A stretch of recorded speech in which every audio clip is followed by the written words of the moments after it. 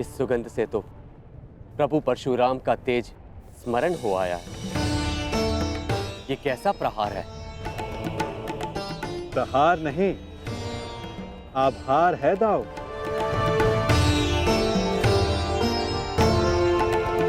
कहा था ना कि आने वाला योद्धा तनिक भिन्न होगा। हस्तिनापुर के युवराज की ओर से मैं परशुराम शिष्य राधेकर्ण श्री बलराम और वासुदेव को नमन करता हूं। शत्रु को नमन? जिस प्रकार आकाश में आया हर मेघ वर्षा नहीं लाता, उसी प्रकार आगे बढ़ने वाला हर पग शत्रुता का नहीं होता हलधर।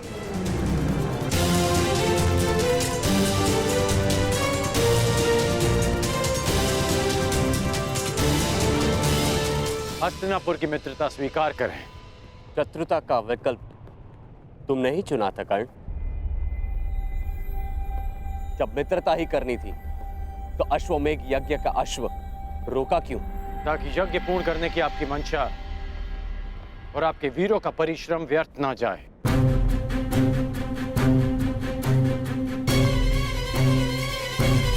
इस अश्व को ध्यान से देखिए। इस अश्व का दायां कान कटा हुआ है।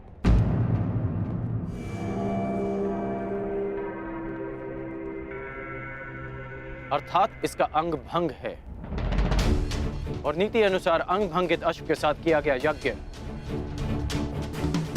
फलदायी नहीं होता। इसलिए मैंने आपके इस अश्व को रोका।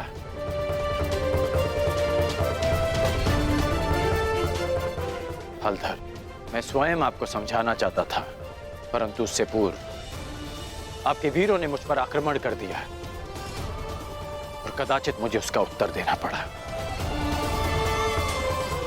परंतु आपने स्वयं देखा होगा कि मैंने उन्हें केवल निशस्त्र किया, उनके प्राण नहीं लिए। तो तुमने मेरी सहायता करने के लिए अश्व रोका।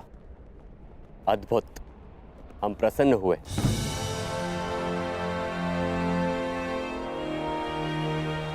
यह अश्व लाने का उत्तरदायित्व किसका था? कान्हा, तुम सबको यही कहते हो ना कि तुम मेरी आज्ञा का पालन करते हो, लेकिन परिणाम में वही होता है जो तुम चाहते हो।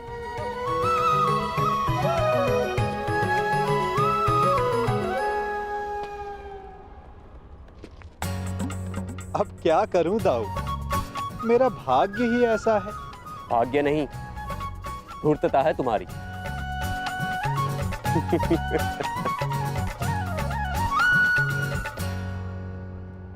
तुम्हें लेके मेरे मन में जो भ्रम था, वो भ्रम तुमने तोड़ दिया है।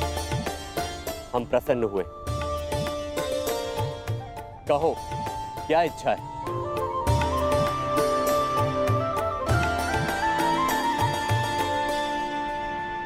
आपसे मित्रता की इच्छा है हलधर।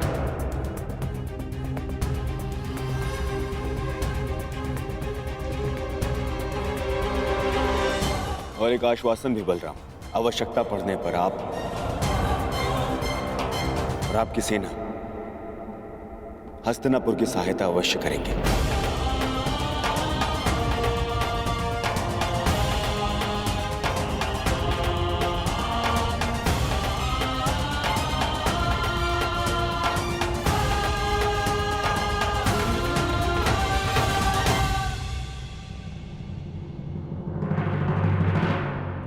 स्वीकार है।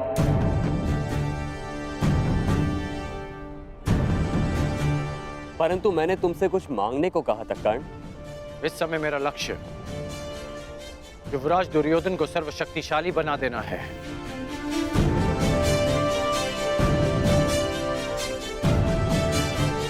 इसलिए मैं चाहता हूं कि आप युवराज दुर्योधन को गदा युद्ध की शिक्षा दें और इन्हें संसार का सर्वश्रेष्ठ गदाधारी बना दें। स्वीकार है।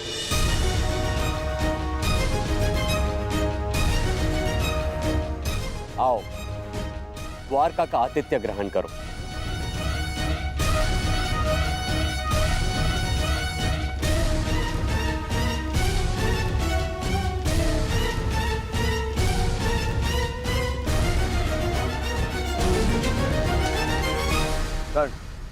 वरदान तुम्हें मिला था और तुमने उसे मेरे लिए उपयोग किया। आज तुमने एक बार फिर ये सिद्ध कर दिया कि संसार में यदि कोई मेरा सबसे बड़ा हितैषी है तो वो तुम हो कर्ण। मैं हस्तिनापुर का हितैषी हूं युवराज, और हस्तिनापुर युवराज का सेवक। मेरा धर्म हस्तिनापुर और आपको शक्तिशाली बनाना है। प्रणिपात युवराज।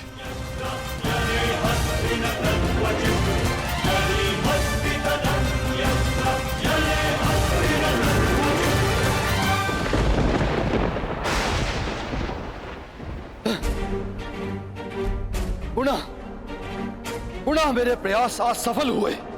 मेरे इतने कठोर परिश्रम के बाद भी उस कर्ण को द्वारका का समर्थन मिल ही गया। उस कर्ण की दिग्विजय पूर्ण हुई। अभी तक मेरे पुत्र अर्जुन को कुछ भी प्राप्त नहीं हुआ, कुछ भी नहीं। समय आ गया है, समय आ गया है, मुझे ही कुछ करना होगा। इस कर्ण के सौभाग्य को दुर्भाग्य में परिवर्तित करना होगा।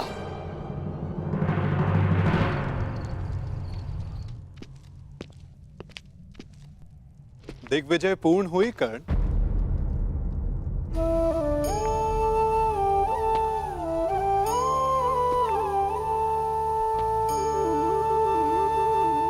लगभग 12 वर्षों तक तुम लगातार युद्ध करते रहे हो। निश्चित रूप से थकान अनुभव हो रही होगी। विश्राम नहीं करोगे?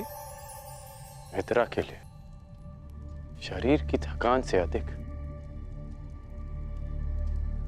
मन की शांति होती है केशव। मेरा मन अशांत है। एक परिवर्तन का स्वप्न लेकर मैंने अपना जीवन प्रारंभ किया था। तू स्वयं ही परिवर्तित हो गया केशव।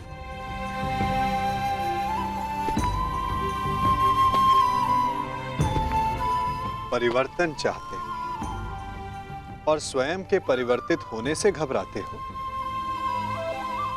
ये दोहरा व्यवहार उचित नहीं राधे। मैं ऐसा परिवर्तन नहीं चाहता था केशव। मैंने सदा स्वतंत्रता की कामना की थी, और आज स्वयं मैं हस्तिनापुर का दास बन गया। मैंने तो कितनी बार तुमसे ये बंधन तोड़ देने का आग्रह किया अंगराज, तुमने ही नहीं स्वीकार।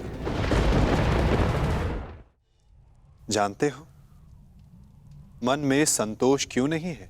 क्योंकि लक्ष्य शुद्ध होने के साथ साथ साधन और सहायक भी शुद्ध होने चाहिए। और तुम ये भली भांति जानते हो कि तुम्हारे सहायक कैसे हैं। मित्र, अब भी समय है तुम्हारे पास। नहीं केशव, समय बीत चुका है। मैं अपना वचन नहीं तोड़ सकता। मैं आपसे पूछता हूं, आपने भी तो कई वचन दिए होंगे। क्या आप अपने वचन तोड़ सकते हैं?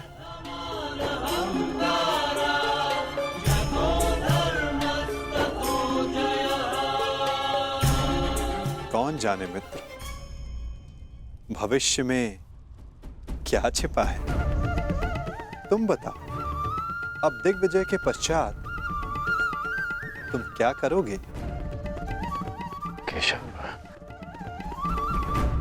मेरा मन अशांत है। सोच रहा हूं कि हस्तिनापुर जाने से पूर्व गुरु परशुराम के दर्शन करा। विचार उत्तम है मित्र,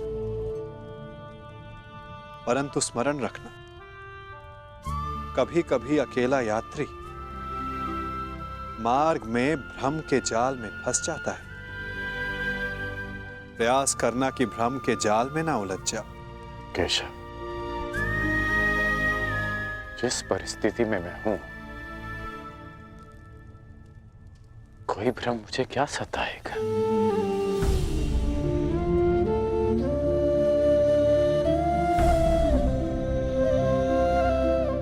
आपकी मुस्कान मुझे बहुत शांति देती है केशव।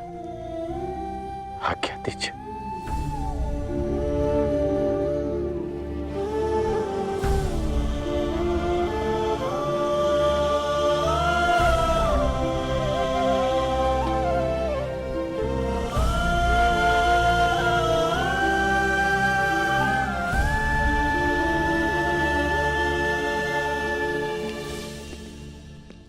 कभी कभी मनुष्य परिस्थितियों का खिलौना बन जाता है मित्र। कभी कभी मंतव्य शुभ होने पर भी गंतव्य पर कुछ अशुभ हो ही जाता है। इसीलिए यात्रा में सावधानी आवश्यक है। तनिक सी असावधानी बहुत बड़ी दुर्घटना को जन्म दे देती है। सावधान रहना मित्र।